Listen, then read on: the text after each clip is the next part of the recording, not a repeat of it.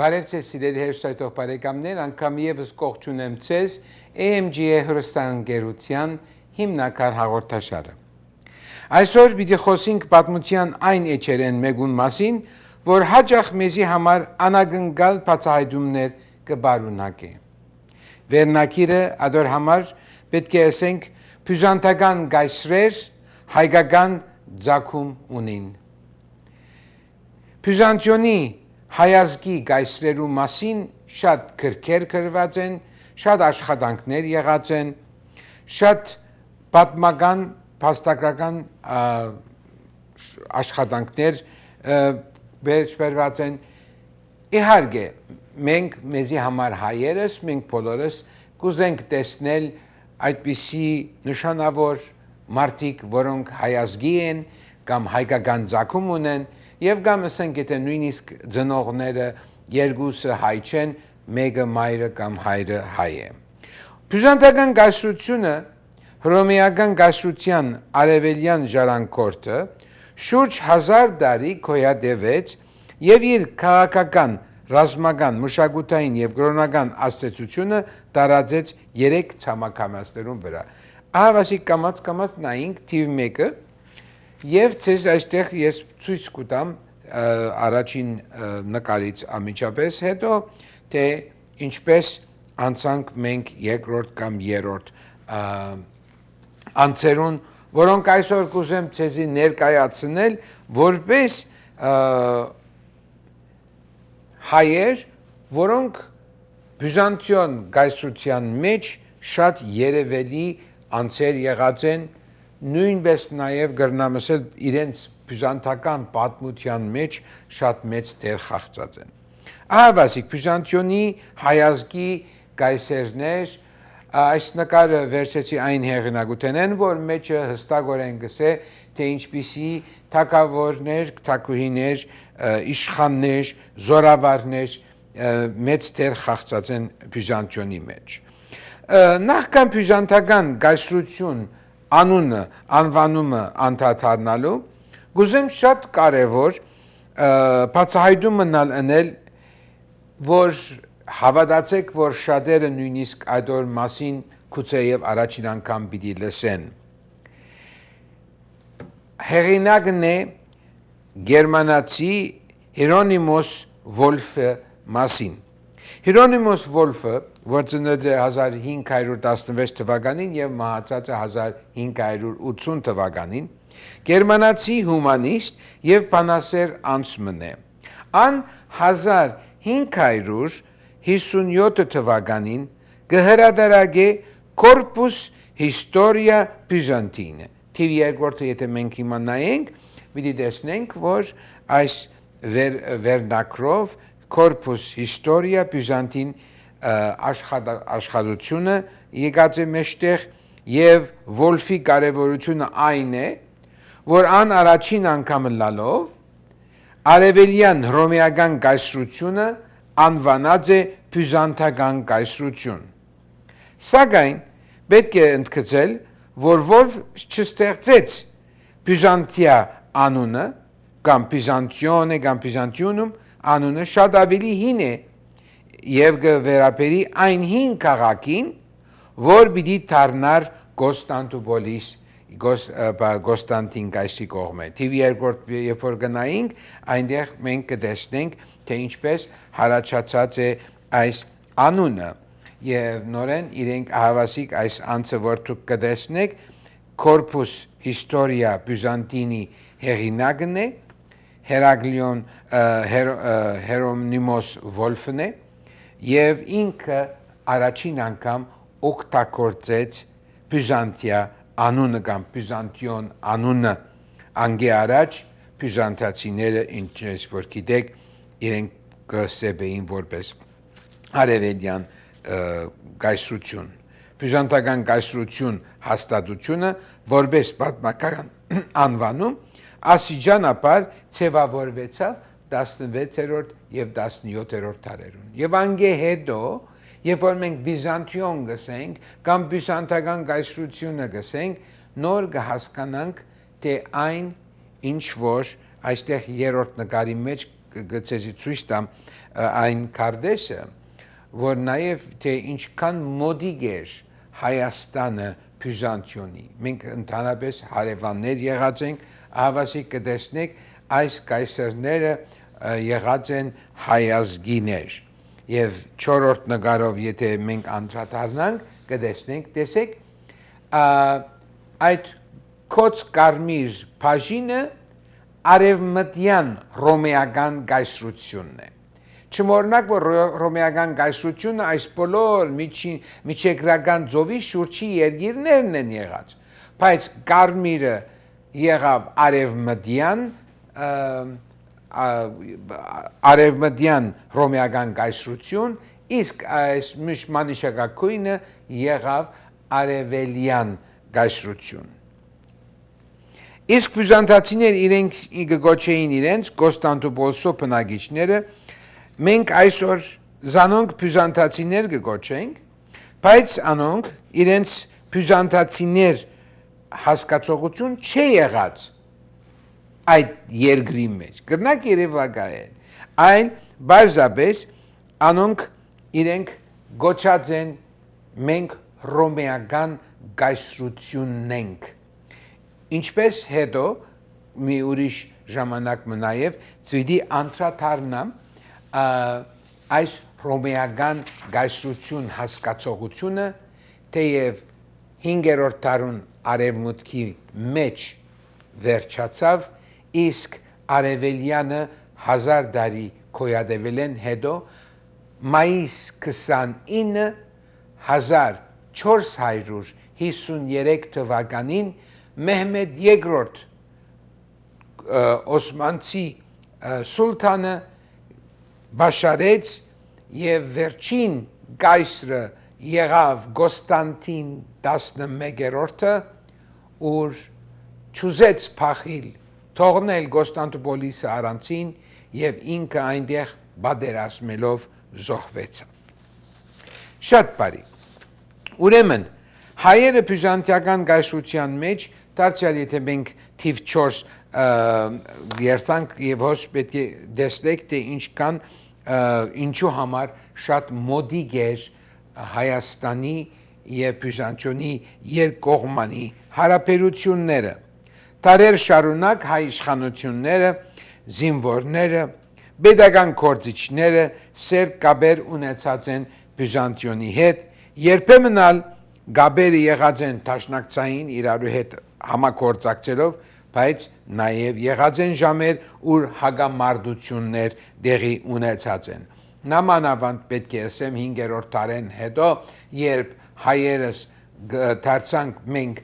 հագակաղկատոնական, մենք դարձանք անկախ եկեղեցի, ազգային եկեղեցի, ասելու համար, որ մենք չենք ընդունիր ծեր աստվածաբանական բացատրությունը եւ մաս կազմեցինք առաջին արևելյան 5 երկիրներու կամ 5 ազգերու եկեղեցիներ, ընդ որում ներառյալ են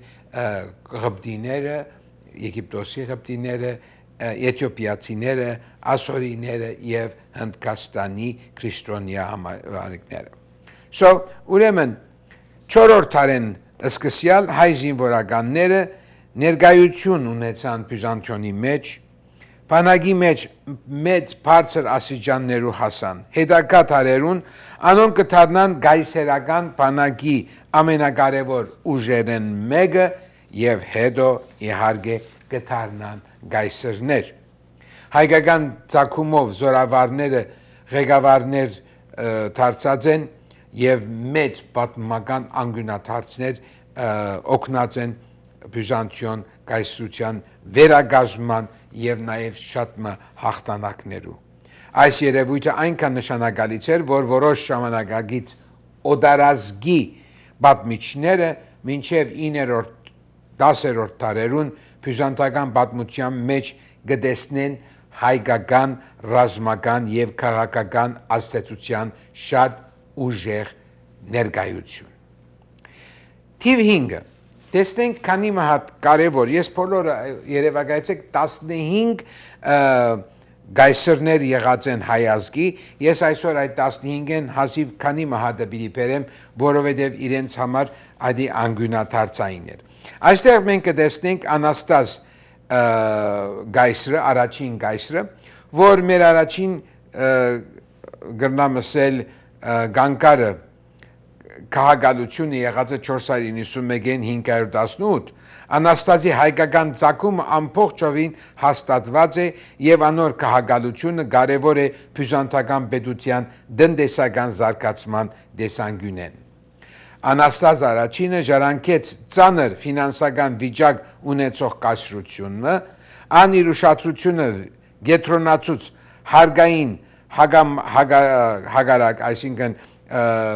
դժվարություններ կար, նյութականներ կար, ծախսեր կար, վերահսկման եւ նաեւ ամրապնդման համար էր։ Մենք 6-րդ թիվն ալ կրնանք նայել այստեղ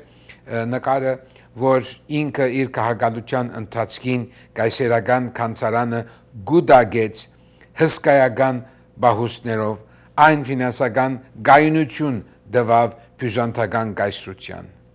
Ուրեմն, սիրելիներ, պետք է ասենք, որ երբեմն կայսրության զորությունը կսկսի ոչ թե ռազմատաշտեն, այլ կանցարանեն կսկսի։ Թիվ 7-ը եթե նայենք, Հերակլիոնը 610 թվականին բյուզանդական կայսրությունը գործմանման եզրին էր, սիրելիներ։ Սասանյան Բասկաստանը գրեթե անարգելք հարաճած էր կայսրության արևելյան նահանգներուն մեջ։ Սուրիա, Բաղեստին, Եգիպտոս ինգած էին բարսկական դիրապետության տակ։ Երուսաղեմը գրավված էր։ Բյուզանդական պետությունը կգտնվեր քոյության ճգնաժամին մեջ եւ այս պայմաններում մեջ քահ բարձրացավ Հերակլիոսը։ Հերակլիոսի հայկական ծագումը լայնորեն քննարկված է պատմագրության մեջ եւ անոր ընտանիքը սերտորեն կապված էր Կապադոկիայի եւ հայկական միջավայրի մեջ։ Հերակլիոսը չընդգրկեց, ան վերակազմավորվեց բանակը, բարեփոխեց ռազմական կառավարման հագարակը եւ սկսավ երկարատև պատերազմական արշավանքներ կատարել։ Այստեղ վերջապես 627 թվականին Նինվեի ճակատամարտին մեջ Հերակլիոս վճռական հաղթանակ տարավ պարսիկներուն դեմ, Սասանյան կայսրությունը ստիպվեցավ խաղաղություն խնդրել Հերակլիոսի անունի մտավ եւ այդպեսով ինքը դարձավ նշանավոր գայսրը։ Սակայն պատմության մեջ հաջող մեկ հաղթանակը գտնի նոր մարտահրավերներ եւ բարսկական պատերազմներուն վերջեն նաեւ շատ չանցած արաբական արշավանքներն են, ինչպես հիմա կտեսնենք թիվ 8-ը, այստեղ եւ Հերակլիոսի օրոք սկսած է ռազմական վերակազմամերումը եւ պիտի դառնար ապակա Բյուզանդիոնի պաշտոնական համագարքի հիմքերեն մեկը։ Մենք անցնենք առաջ թիվ 9 եւ այստեղ ուրեմն թիվ 9-ին մեջ 582-ին 602 Մավրիկոս կայսրն է, ինչպես կտեսնեք, Byzantine Empire 539-ին ինքը ծնած էր 602, ինքը թագավորած էր 582-ին մինչև 602։ Նույնպես հաճախ կպատմվի հայկական ծագումի մասին, ան իշխանության եկավ այն ժամանակ, երբ բյուզանդիական կայսրությունը բայկարի մեջ էր տարբեր ճակատամարտներում մեջ։ Մավրիկիոսի մեծ ներդրումները մեկը ռազմական եւ վարչական կառավարման շատ կարևոր։ Ան փորձեց հերավոր սահմանային տարածքներուն մեջ ռազմական եւ քաղաքացիական իշխանությունները ավելի սերտ կապել։ Այս քաղաքացիությունը հետագային կարևոր նախադիպ դարձավ, որբեսի հաջողություն գտներ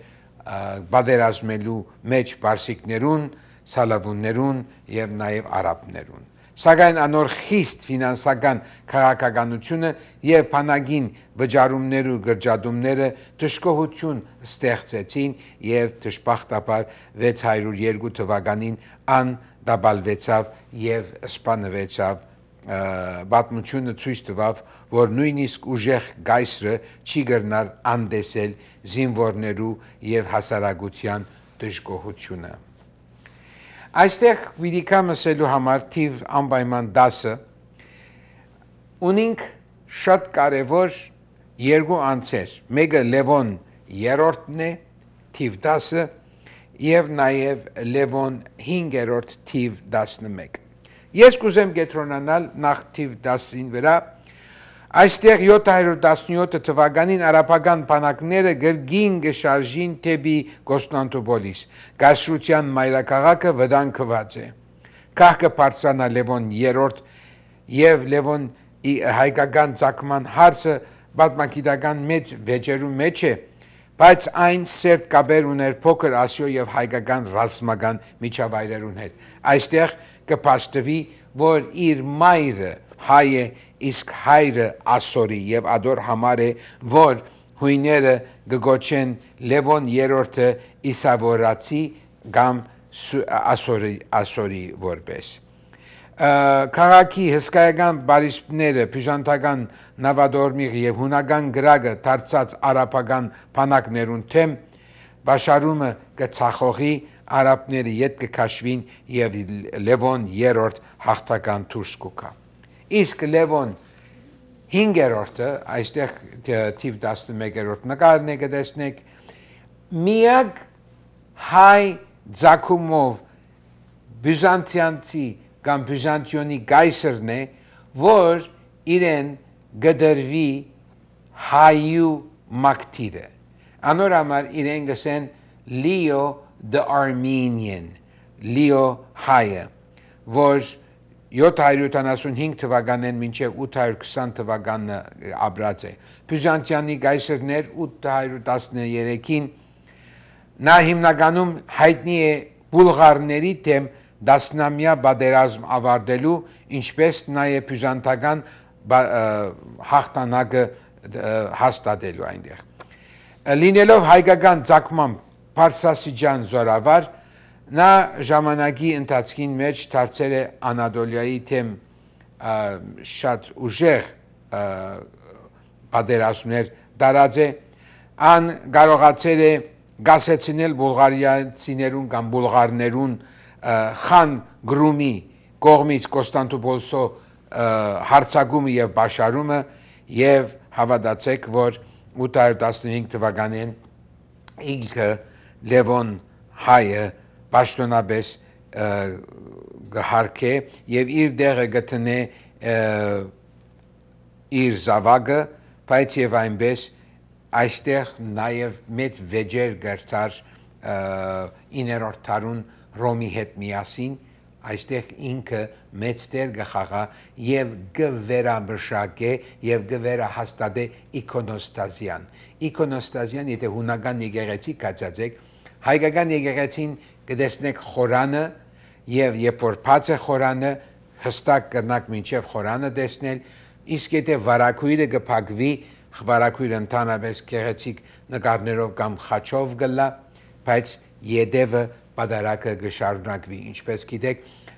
զատկվա մեջ կնամսել 48 օր առաջ զատիկեն գա մեծ պակը եւ մեծ պակի շրջանին այդ հսկայական վարակույրը կփակվի։ Հույներուն կով կամ հույն ուղապար եկեղեցվոքով վարակույրը չեն կործածել, այլ կործածեն իքոնոստազի, այսինքն նկարազարդված բադն է, որ կփաժնե ժողովուրդը խորանեն։ Եվ այսպես ուրեմն Լևոնը պաշտոնական ցևով կհաստատե as իքոնոստազիան։ Ան կսպանվի Միքայել ամրացու կողմեն եւ Միքայել ամրացին ինքը կնախանցեր Լևոն 5-րդի վրա եւ սպաննելով զինք գտարնա հաջորդ կայսրը։ Վերադառնանք թիվ 12 նկարը, որտեղ կուզեմ անպայման անդրադառնալ այստեղ ցեզ հետ սիրելիներ, 12-րդը դա Պարսեղ հայկական ցակումով կայսերականներ։ Եվ հիմա գասնենք մեր այն պատմության ամենակարևոր անունները մեկուն, որ անհայկական ցակում ունեցող կայսրներեն ամենակարևորներեն մեկն էր, որովհետև ինքը իր ընտանիքը հայկական ցակումը այնպես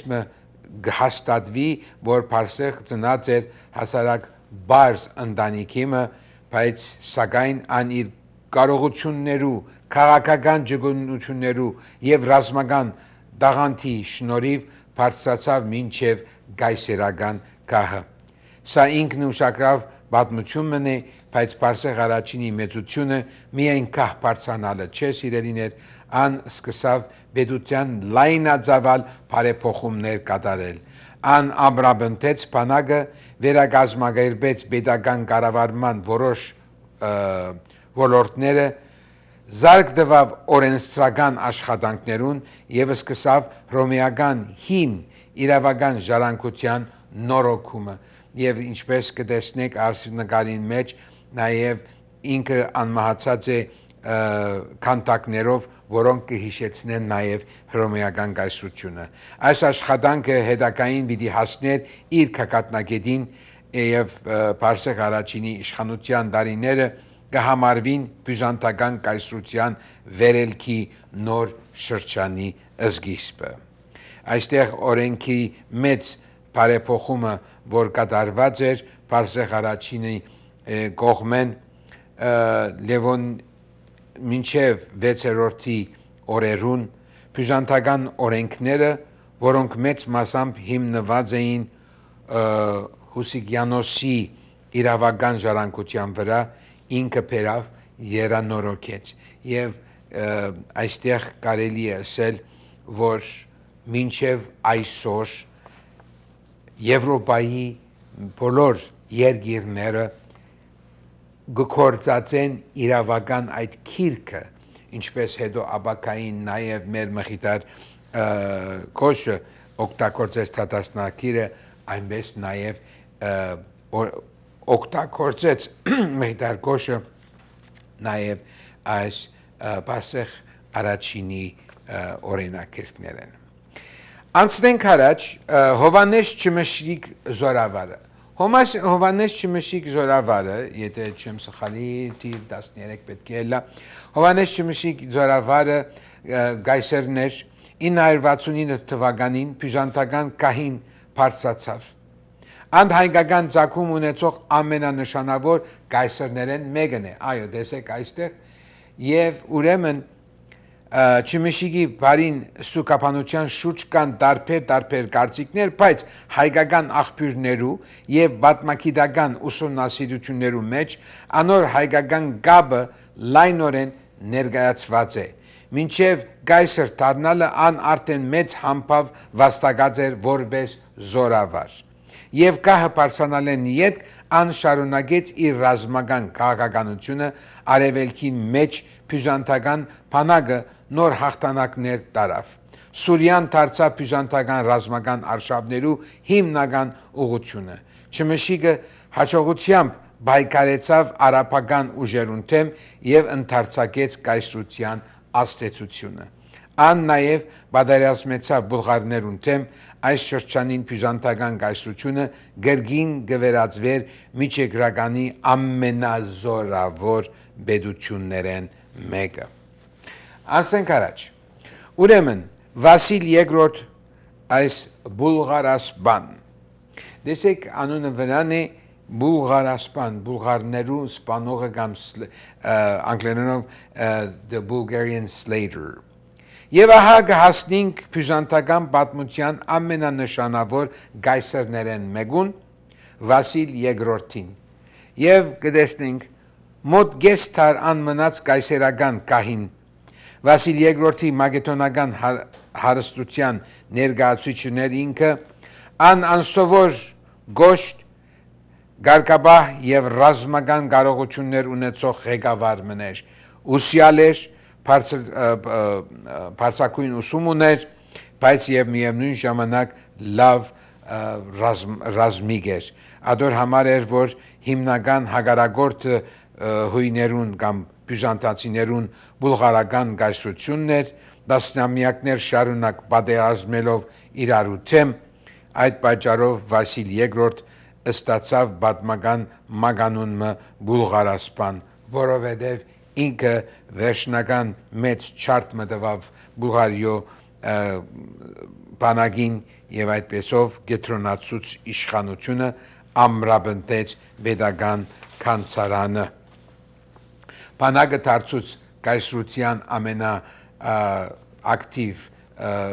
գառույցը,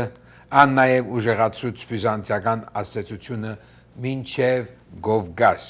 Ադոր համար է, որ հայկական թագավորություններու հետ հարաբերությունները այս ժամանակաշրջանին դարձան բյուզանդական քաղաքականության կարևոր փաղադրիչը սիրելիներ, երբ որ Բյուզանդիոնի մեջ հայազգի էր, լավ կապեր ունեցավ Հայաստանը Բյուզանդիոնի հետ, եւ այստեղ կհանդիպինք պատմության դժբախտաբար ցավոտ հագաստությունները մեկուն, ուր հայկական ցակում ունեցող կայսրը միաժամանակ գրնարը լալ հայկական քաղաքական միավորներու տաշնագից, մրցակից կամ նույնիսկ անոնց անկախության սահմանափակված գործակից։ Պատմությունը միշտ լույս չէ, միշտ ուրախություն չէ եւ դժբախտաբար պատմությունը սև ու սպիտակ չէ։ Ուրեմն վերջը կամաց կանք եզրափակելու այսօրվա մեր ծրագրին եւ ասենք, որ ինչու այս նյութը կարևոր է մեզ հայերուս համար։ Սիրելի հայրենագիցներ, այս պատմությունը միայն անցյալի մասին չէ, անիկա նաեւ կբացատրի հայ ժողովրդի պատմական ներկայության աշխարհագրական լայնության մեջ, սիրելիներ։ Հայը միայն Հայաստանի մեջ չէ ապրած, հայը եղած է հռոմեական կայսրության մեջ, հայը եղած է բյուզանդիական կայսրության մեջ, հայը եղած է Բարսկաստանի բարսիկ թագավորներուն հետ, հայը եղած է արաբական իշխանության մեջ, եղած է Եվրոպայի մեջ։ Եվ այդ տարբեր միջավայրերուն մեջ հայերը ոչ միայն պահպանած են իրենց ինքնությունը, այլև շատ անգամներ մասնակցած են այն պետություններու կառավարության եւ նաեւ անոնց փառքավաճման։ Բյուզանդական կայսրության պատմությունը այս իրողության ամենավառ օրինակերն մեկն է։ Հայկական ցակում ունեցող մարդիկ կրնային հասնել գայսերական կահին։ Անոնք կրնային ղեկավարել միլիոնավոր բնակիչներ ունեցող կայսրությունը։ Անոնք կրնային փոխել օրենքները, վերակազմավորել բանակը, փոխել հարգային համագարկը եւ ազդել միջազգային քաղաքականության վրա, սիրելիներ։ Երբ մենք այսօր գնայինք Կոստանդնուպոլսո բարիսպներուն, Սուրբ Սոֆիայի քմփեթին կամ բյուզանդական կայսրության հին քարտեզներուն, այստեղ կուզեմ դարձյալ թիվ 1 նկարը երթանք, որովհետև այս է բնապանը մեր այսօրվա ծրագրին։ Բյուզանդական կայսրության հին քարտեզներեն պետք է հիշենք, որ այդ պատմության մեջ նաև հայկական հետք կա։ Այդ հետքը երբեմն զինվորի սուրին մեջներ, երբեմն զորավարի հրամանին մեջներ, երբեմն կայսերական հրովարտակի մեջներ եւ երբեմն օրենքի քրքերուն մեջներ եւ երբեմն նույնիսկ կայսերական թակի վրա էր եւ գավազաննցերքին էր։ Հերակլիոս, Փարսեղ առաջին, Հովանես Ճնշմիկ, Վասիլ II եւ անոնց կողքին բազմաթիվ հայազգի կամ հայկական ցակում ունեցող զորավարներ, պետական գործիչներ,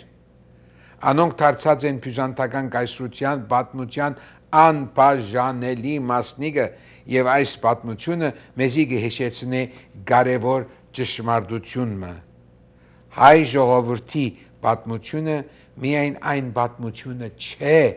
ինչ որ տեղի ունեցած է Հայաստանի սահմաններեն ներս։ Հայոց պատմությունը նաև այն պատմությունն է, թե ինչպես հայերը դարեր շարունակ իրենց հետքը ցկեցին աշխարհի մեծ քաղաքակրթություն, մեծ կայսրություն, մեծ մշակույթներուն մեջ։ Բյուզանդական այդ պատմության կարևորագույն գլուխներն մեկն էր նաև մեր հայացքի կայսրները։ Սիրելի հայրենակիցներ, այսօրվա հաղորդումը մենք միայն բացինք այդ մեծ պատմության թուրը,